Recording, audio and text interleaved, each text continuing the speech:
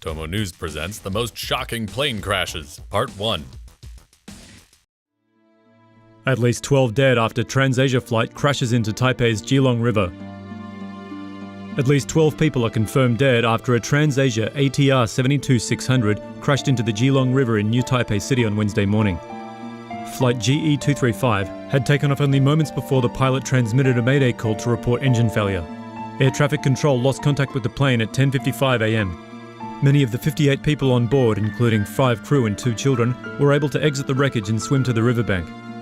The French-made twin prop had just taken off from Taipei's Songshan Airport, crashing 5 minutes into its planned 55-minute journey to Taiwan's Jinmen Island, just off China's coast. Rescue crews were scrambled to the river and machinery has been deployed to help emergency services cut into the fuselage and get access to those still trapped inside the partially submerged plane. The driver of the taxi struck by the doomed plane as it clipped the bridge has survived. Engine flameout cited as possible cause of deadly Taiwan air crash. An engine flameout has been cited as a possible cause of the deadly Wednesday air crash in Taiwan when a TransAsia Airways plane crashed, killing at least 25 people. The TransAsia ATR 72600 turboprop aircraft was flying with 58 people on board from Taipei's Songshan Airport to the island of Jinmen on Wednesday morning. The plane was cleared for takeoff at 10:52 a.m. and minutes later experienced mechanical issues involving one of its engines. One of the pilot's final communications was "Mayday, Mayday, engine flameout," according to a recording played on local news stations. A flameout is the extinction of the flame in the engine's combustion chamber and has several causes, including mechanical failure and fuel starvation. Another possible cause of a flameout is a bird strike. The stalled plane clipped an expressway and hit a taxi as it descended before ploughing into the Geelong River. The accident is the second TransAsia plane to crash in 7 months. In July last year, 48 people were killed when a TransAsia flight crashed as it attempted to land in Taiwan's Penghu Island. 1 in a million chances, driver of taxi hit by plane survived. In case you're unfamiliar with the news, a TransAsia Airways plane crashed into the river in the city of Taipei this week. Shocking dashcam video shows the plane as it careens past a highway bridge, the edge of one wing clipping a taxi seconds before the plane crashes into the river. The driver of the taxi, Mr. Zhou Zidong, age 52, said that he didn't even see the plane. He said all he felt was a sudden forceful impact, and he yanked on the steering wheel to keep his car from losing control and going over the side of the bridge. After the car came to a stop, Mr. Zhou said he passed out briefly, waking up to discover he was completely covered in glass. Mr. Zhou's passenger at the time was a 26-year-old woman who sustained no injuries other than the shock of her life. After being rushed to hospital, Mr. Zhou was informed he'd been hit by a plane. Shards of glass also flew into Mr. Zhou's right eye, and doctors say he may need a minor surgery to remove the glass, but it shouldn't affect Mr. Zhou's vision. The front of Mr. Zhou's poor taxi was nearly sheared in half by the impact of the edge of the wing. A few more inches, and it would have been Mr. Zhou. What are the chances of being hit by a plane while driving down the highway and surviving the accident? Mr. Zhou should definitely consider buying some lottery tickets. Black box data reveals Taiwan plane engine failure. New details have emerged about the final moments of TransAsia Airways Flight 235, which crashed into a river shortly after takeoff on Wednesday in Taipei, killing at least 35 people. Preliminary findings from the plane's data recorder were revealed at a press conference Friday held by Taiwan's Aviation Safety Council. An official from the council told how, as the plane reached 1,200 feet just 37 seconds after takeoff, the right-hand engine sounded a warning indicating a problem. In response to the alarm, the pilots throttled back the left-hand engine. A few seconds later, the right engine auto-feathered, an automatic setting designed to reduce drag during an engine failure. Another 6 seconds later, the first of 5 stall warnings sounded, lasting for approximately 6 seconds. The pilots then attempted to restart the left-hand engine. The crew then radioed the tower, wrongly reporting a flameout or a loss of combustion. Further attempts to restart the stalled engines failed before the plane clipped an expressway, hitting a taxi before ploughing into the Geelong River. Officials said a fuller report into the crash will be available within the next 30 days, while the final report is expected in the next 3 to 6 months. Germanwings A320 crash. Horror flight's final minutes recreated.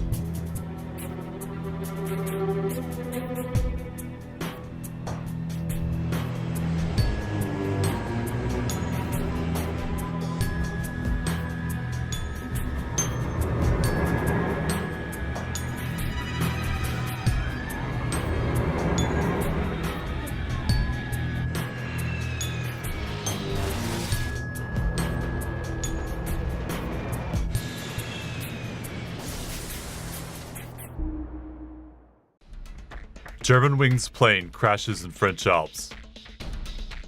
148 people are feared dead after a Germanwings Airbus crashed in southern France on Tuesday. The Airbus A320, operated by Lufthansa's budget Germanwings airline, had 142 passengers and 6 crew members on board when it went down over the French Alps on Tuesday morning. The plane was en route from Barcelona to Dusseldorf. It disappeared near the town of Barcelonnette, about 100 kilometers north of Nice. The pilot reportedly issued a distress call at 10:47 a.m. and the plane disappeared from radar at around 11:20 a.m. The French Interior Ministry said debris from the plane had been located near Barcelonnette at an altitude of 2,000 meters. Flight 4U-9525 co-pilot intentionally locked out the captain. The co-pilot of the Germanwings Flight 4U-9525, Andreas Lubitz, was locked inside the cockpit by himself at the time of the crash. But why is it that the captain was unable to re-enter the flight deck? According to an Airbus video describing the standard procedure for entering the flight deck, the captain of the Airbus 320 would have requested re-entry into the cockpit by first notifying the co-pilot by phone that he wanted to enter, before pressing the hashtag on a keypad outside the cockpit door. A buzzer would then sound for 3 seconds inside the cockpit, alerting the co-pilot to unlock the door, something Lubitz didn't do. If it were a case of an incapacitated pilot, the captain could have entered a numerical code that would trigger an override of the lock. The alert would then sound for 30 seconds before the door unlocks, giving the person outside 5 seconds to enter. However, this emergency unlock process can be overridden by manually switching the control to the lock position. In this case, the keypad and buzzer are deactivated, and the door remains locked for 5 minutes, unless otherwise unlocked from inside the flight deck. He operated this button for a reason we don't know yet, Marseille prosecutor Bryce Robin told reporters. But it appears that the reason was to destroy this plane. Germanwings crash, pilot locked out of cockpit before impact. More questions surrounding Tuesday's Germanwings plane crash that killed 150 people have arisen after audio collected from the cockpit voice recorder revealed that one of the pilots was locked outside of the cockpit before the crash. The Germanwings Airbus A320 was travelling with 144 passengers and 6 crew from Barcelona to Dusseldorf.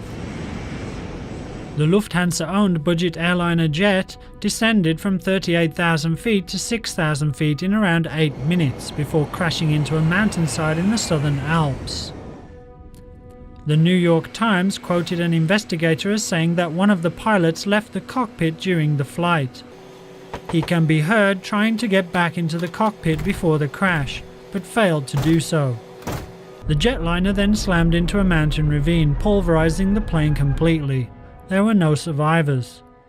French, German and Spanish leaders have arrived at the crash site ahead of an international tribute for the 150 victims.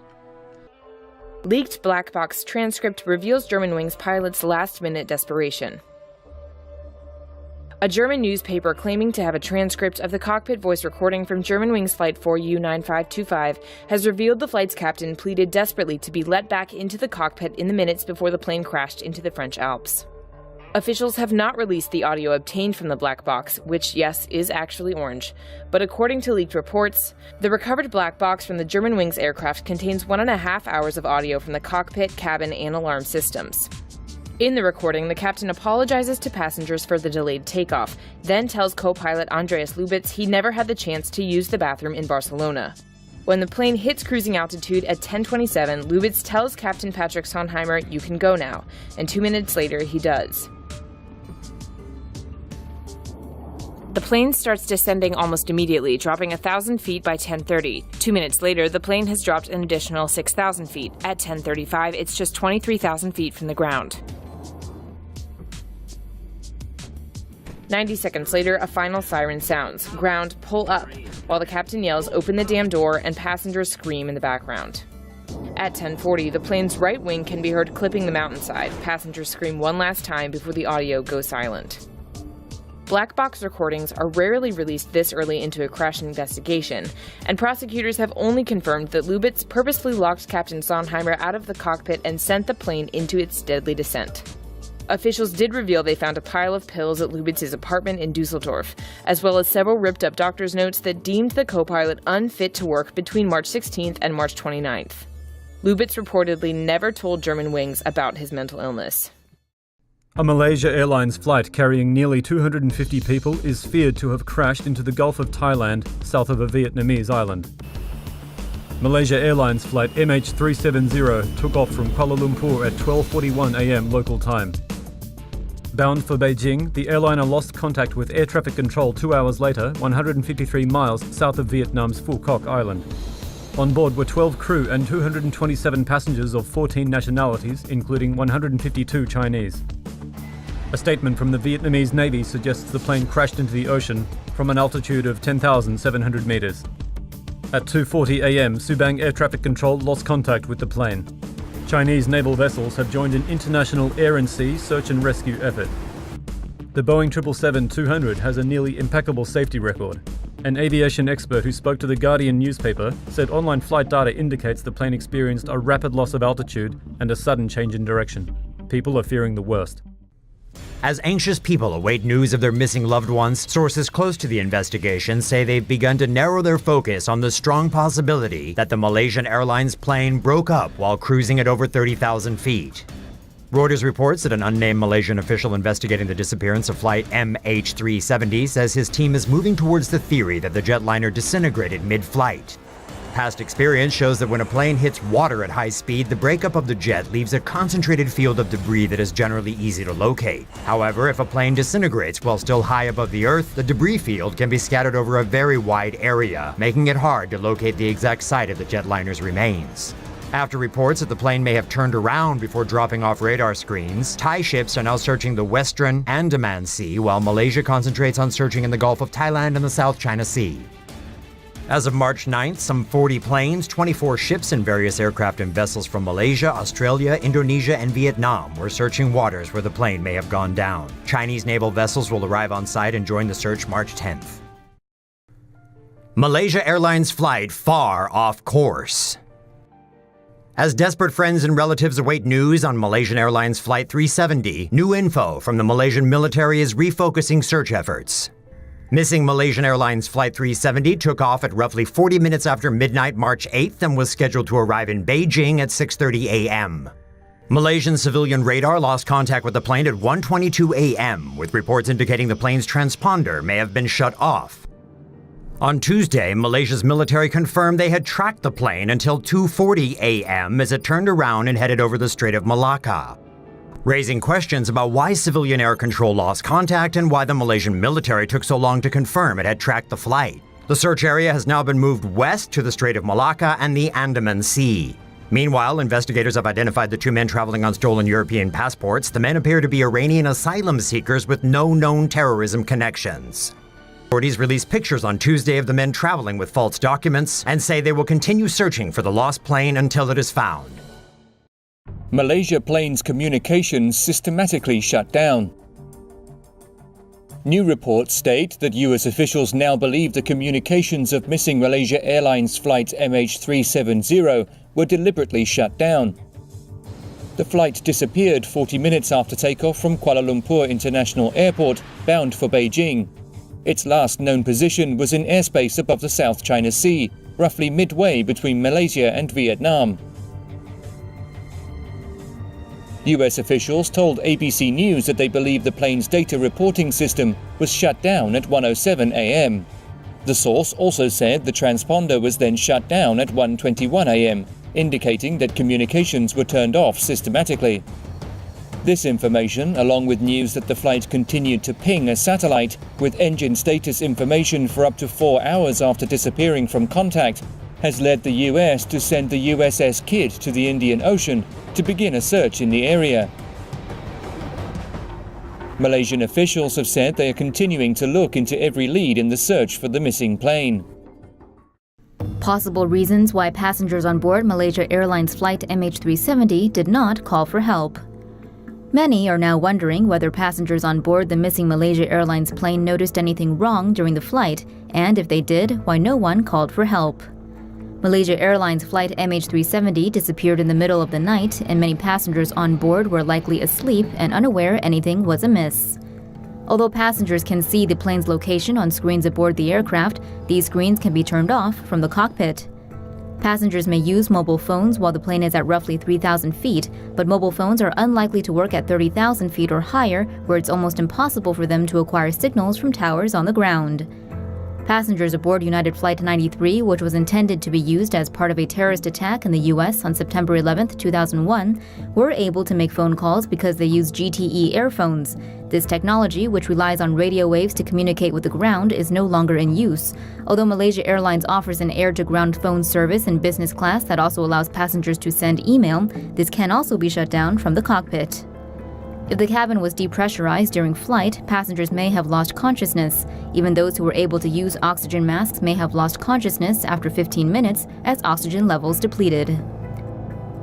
Families of those on board flight MH370 are growing increasingly anxious as officials continually come up empty-handed in the search for the aircraft. 26 countries are now involved in the search that has been expanded to an area twice the size of Africa. Missing flight pilot make mystery phone call before takeoff. Captain Zahariat Masha, who are you calling? According to the latest report from British newspaper The Sun, investigators looking into the mysterious disappearance of Malaysia Airlines flight MH370 are now focusing on a new lead. They were trying to find out who Captain Shah spoke to in the cockpit minutes before the plane took left Kuala Lumpur. This mysterious phone call is now coming under scrutiny, as it might be related to the reason the plane went missing. But Malaysian authorities have so far refused to comment. Another clue the investigators are looking into is a large amount of flying history data that was deleted from Captain Shah's home flight simulator on February 3rd. The FBI is now also reportedly assisting restore the flight history files to see whether they can find anything in the hope of piecing together what may have happened on the plane. Now, the two main directions of the investigation are focusing on the captain, even though the authorities still consider Shah innocent until proven guilty. The leader of Malaysia's opposite party, Anwar Ibrahim, has criticized the slow progress of the investigation. Anwar has also condemned the media for highlighting the family relationship between him and Captain Shah, saying the media is just trying to blur the focus. Anwar has also pointed out that Captain Shah was not even supposed to captain flight MH370 and that he was assigned to it at the very last minute. 10 days on, Malay investigators say missing jetliner is a criminal act. 10 days after the disappearance of Malaysian Airlines Flight 370, Malaysian authorities say they are treating the case as a criminal investigation. Closing in on 2 weeks since MH370 went missing, a conclusion is gelling that there was criminal intent, as the airliner would not have been able to fly so far off course without assistance. Malaysian investigators are looking into the background of each passenger on the flight to determine if they had any piloting experience. While military radar has confirmed the plane turned around and headed over the Bay of Bengal, it isn't known if the plane then flew northwest or southwest. Considering the well-guarded airspace over India and Pakistan, as well as US military installations in Afghanistan, experts say it's unlikely the plane could have evaded detection by flying northwest, making a crash in the Indian Ocean more plausible. Malaysian authorities searched the homes of both pilots over the weekend with special attention paid to an elaborate flight simulator found in the pilot's home. Investigators are now scouring a massive area that extends over thousands of kilometers. The missing Malaysian Airlines flight is one of the most mysterious aviation mysteries of recent times, as 10 days without confirmation of the location of wreckage or debris from a crashed flight is highly unusual. Math professor thinks he may have solved MH370 mystery. A new study by a team of researchers, led by Professor Gong Chen at Texas A&M University in Qatar, proposes an answer to the mysterious disappearance of Malaysia Airlines flight MH370. The study suggests that the plane may have entered the water at an angle of close to 90 degrees, with the large, heavy portions of the plane, notably the wings, breaking off on impact. This model suggests the plane sank belly up, with the fuselage intact, and minimal creation and spread of debris. The heavier portions of the plane sank directly to the bottom of the ocean. The team, led by Professor Gong Chen at Texas A&M University in Qatar, ran 5 different landing scenarios, including one replicating the Miracle on the Hudson landing in 2009. Chen considered the Hudson glide ditching approach an unlikely outcome given the higher rate of survivability and creation of larger debris fields on failure. The flat landing was ruled out as it would have caused the plane to bounce, breaking up the fuselage and creating a wide path of debris and oil. Chen's team also dismissed a less dramatic nose-first diving entry, as the stress placed on the plane by impact would also have ruptured large sections of the plane. However, the report stressed that no conclusion on MH370's fate could truly be reached until the plane's black box is located and decoded.